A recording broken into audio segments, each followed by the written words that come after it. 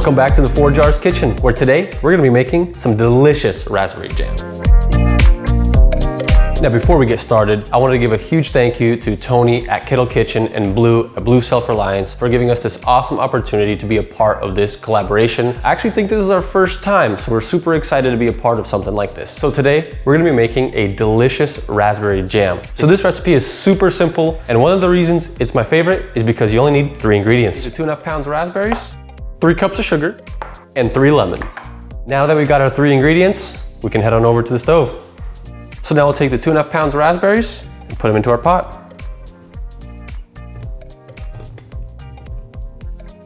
Now with our raspberries in the pot, we're gonna turn the stove to a medium and wait for it to come to a light simmer. While we wait for the raspberries to come to a simmer, we're gonna go ahead and take our lemons and we're gonna take the zest, but just off of 1 lemon. We don't want it to be too bitter. Now the great thing about the lemon is it's got natural pectin in there. So really, you don't have to add it to the recipe, but if you want, you can. Once you go ahead and do that, we're gonna go ahead and take our lemons and we'll just cut them in half because we're gonna need the juice from them.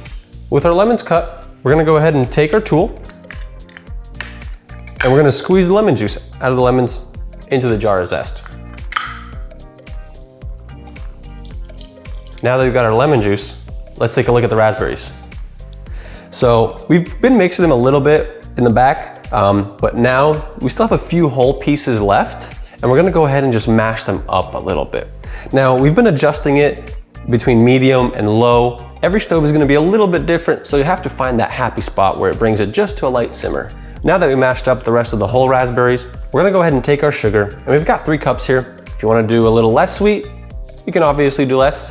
If you want a little more sweet, you can definitely add some sugar. And we'll just go ahead and pour it in. Now that we added our sugar, we're gonna go ahead and take our lemon and zest and pour it right in. Now that we've got all our ingredients into the pot, we're gonna go ahead and start stirring. And we can also bring up the heat just a little bit so that we can get a little bit more of a boil. This is looking good and it's smelling even better. So it's been about 10 to 12 minutes and we're starting to get to that jelly type consistency that we're looking for. Now, throughout those 10 to 12 minutes, you definitely want to keep mixing it. That way nothing gets stuck to that bottom of that pan. And throughout that, you'll be able to tell once it starts to hit that consistency that you're looking for. Now, once I got the consistency that I'm looking for, that jelly type, I went ahead and put a little bit onto a cold plate and put it into the fridge for 2 to 3 minutes. And then we'll take it out and I'll kind of show you what you're gonna be looking for to make sure that you did indeed get the right consistency and that it is ready to get put into the jar. So we took our plate out of the fridge with the jam that was on there, as I mentioned earlier. And what we're gonna go ahead and do is take a spoon, or you can take your finger, and you're just gonna push the jam just a little bit and see if it's got that jelly-like consistency and those ripples that we're looking for. Now we're ready to take the jam and start filling our jar with it. Now we went ahead and already sterilized the jars and washed them, and also washed the lids that we're gonna be using. And now when we're gonna be putting the jam into the jar, we wanna go ahead and leave about 1 inch of headspace. This is gonna get hot, so I'm gonna get 1 more spoonful in here and place it down. Now that we put all the jam into the jars, we're gonna go ahead and free up some space, put this to the side, and we're gonna put our jars here. Oh, they're hot, but it smells good. And we'll take some vinegar and we'll take a paper towel and we're gonna go ahead and wipe the surface of the jar. Now, when we're wiping the rim with vinegar, it's also a good idea to just go over again and check that the jar doesn't have any cracks on the rim or any defects. That way we get a good seal with the lid. So we got our water bath canner full of water and we're gonna go ahead and place our jars into there. So now, once we got all the jars in, we're gonna go ahead and turn on the stove. I'm putting it at about a medium high, just to get it up to a boil.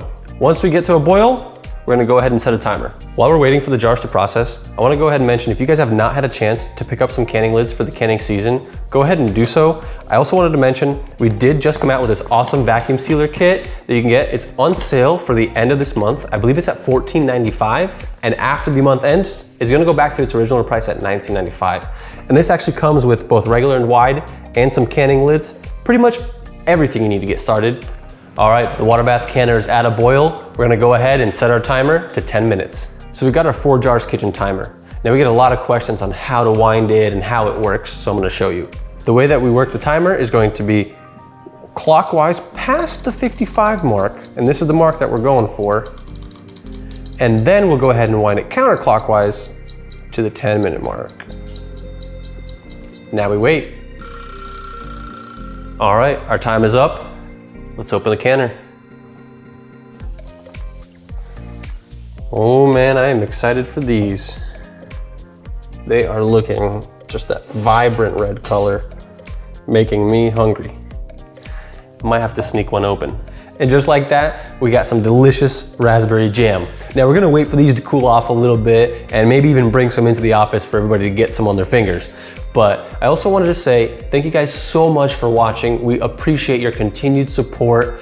Also, if you haven't subscribed to our ForJars YouTube channel, go ahead and subscribe down below. We're gonna be posting a ton more content starting here with new recipes, some special recipes that you guys may not have seen before, and also some new items that we are releasing this year, very, very soon. I'm so excited for it myself. Thank you so much for watching. We'll see you later.